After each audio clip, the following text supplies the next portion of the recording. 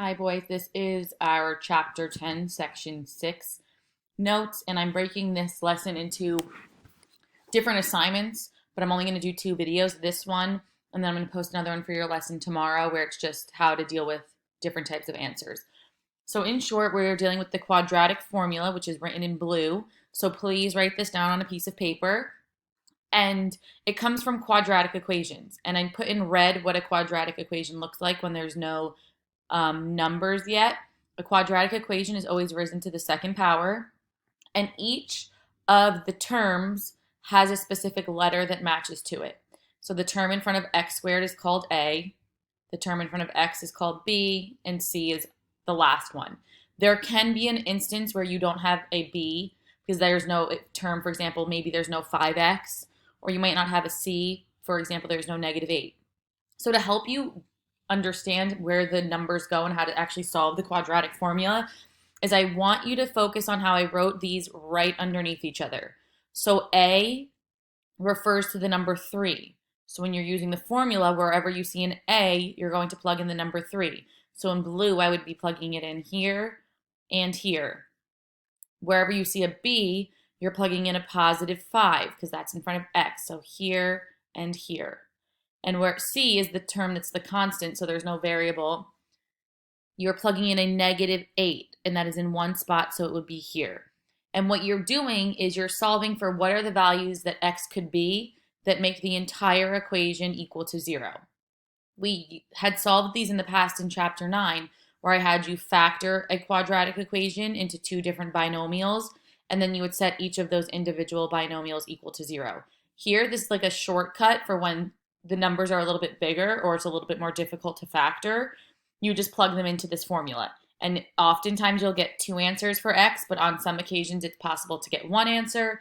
And very infrequently, but still possible, you could have no solution. And that normally happens when we have a negative number inside of this square root. Because if we want to think, let's say we took the negative square root, or the square root of -16, there's no 2 numbers that when multiplied together equal a negative. So we won't, if you have a negative number inside the radical, there's no solution. So to help you solve, I'm going to use the green example, and I want to figure out what are the possible values of x. So what I start to fill in is I write out x, and I need to see this work, is going to equal -b. So in this formula, b is what's ever in front of x, so it's going to be -5 plus or minus is what this symbol means. So that means we're going to be doing addition in one example and then subtraction in another. B squared, once again, b is 5, so it's going to be 5 squared. And eventually you can kind of skip this step if you know how to square the numbers quickly. Minus 4, and 4 stays because that's what's given in the equation already, times a, and a is +3,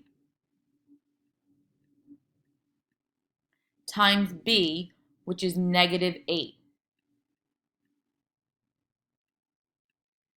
And then in the denominator, it's going to be 2 times a, and a is 3. And then you're just going to basically plug everything in and start to simplify. So on the outside of the radical, I just have a -5 plus or minus, and I'll show you how to deal with that when the time comes. 25 is 5 to the second power. Be careful when we square numbers. Minus -4 times 3 is -12. And then -12 times -8 becomes a positive. I'm sorry, what did I say? -12 times -8. Yes, it's going to become a positive 96. So notice now, I read the subtraction sign as a negative. Be careful when there's double negatives. It turns to addition, and then the denominator is 6. And then I still want to simplify the square root. So I have -5 plus or minus 25 plus 96, which is going to be 121 over 6. And still keep simplifying first before you deal with the plus and minus. So now we have -5 plus or minus The square root of 121, I hope you know quickly, is 11 over 6. Now to deal with this plus or minus, I show it by breaking it into like two little factor trees again to figure out the answer. So the first one is going to be for x, negative 5 plus 11 over 6. So what does that equal? Negative 5 plus 11 is 6. 6 over 6 is equal to 1. So that's one of the answers of x. Then I'm going to do on the other fraction, negative 5 minus 11 over 6. So that's where the plus or minus comes into play at the end. And then negative 5 minus 11 is negative 16 over 6. And all we can do is simplify that down to just be negative 8 over 3. It's a lot of work, but it's a lot of repetitive work. You're just plugging things in and solving. So if you want to keep watching, I have two more examples just so you can get the hang of it. Here's another example. So we're going to have x is equal to negative b. So remember a, b, and c. Negative b. So if I'm plugging in a negative b and I'm plugging in the negative 8, that turns positive because a negative times a negative is a positive. So don't assume that the negative sign in front of the b term takes the place in the formula for that negative sign. And then it's plus or minus the square root, of b squared, so negative 8 squared, which we know when we square the negative, in this case it's going to become positive, minus 4, because that's what was given in the quadratic formula, times a. Remember, when there's a coefficient not technically written in, it's always 1, so a is 1. And then c is 16. All over 2a, which is 2 times 1. So we're going to start to simplify our formula. And on the outside, we just have 8 plus or minus the square root of negative 8 times negative 8 is 64 minus, would you look at that, 64 all over 2.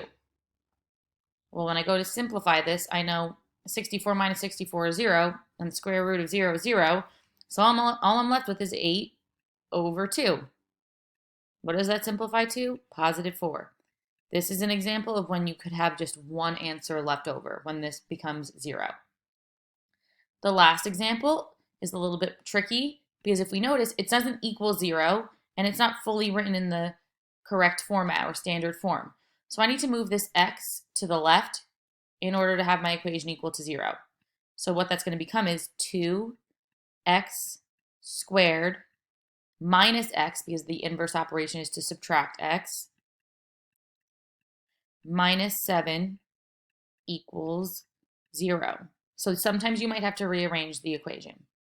And then we're going to go to our formula for x is equal to negative b. So we're plugging in negative 1 into negative b, so that becomes positive 1 minus the square root of b squared, so negative 1 squared minus 4 times a, and a is 2 because that's in front of the x squared, times c, and c is the constant, which is negative 7, all over 2a, which is 2, times 2. Then we begin to simplify. So we have plus or minus, plus or minus the square root, negative 1 times negative 1 is 1, minus negative 4 times 2 is negative 8, and negative 8 times negative 7 becomes positive 56 all over 4. And then when we keep solving, we're going to notice that we are running into 1 plus or minus the square root of 57. Now, off the bat, I'm noticing this is not a perfect square, and this also can't be broken down. So one of the answers is going to be 1 plus the square root of 57, over 4. The second is going to be 1 minus the square root of 57. Oops. Over 4. So I just want you guys to be comfortable with knowing you could have one answer, you might have radicals in your answer, or you might have two different answers. Sometimes they can be fractions. If they are fractions, leave it. If they are radicals, leave it.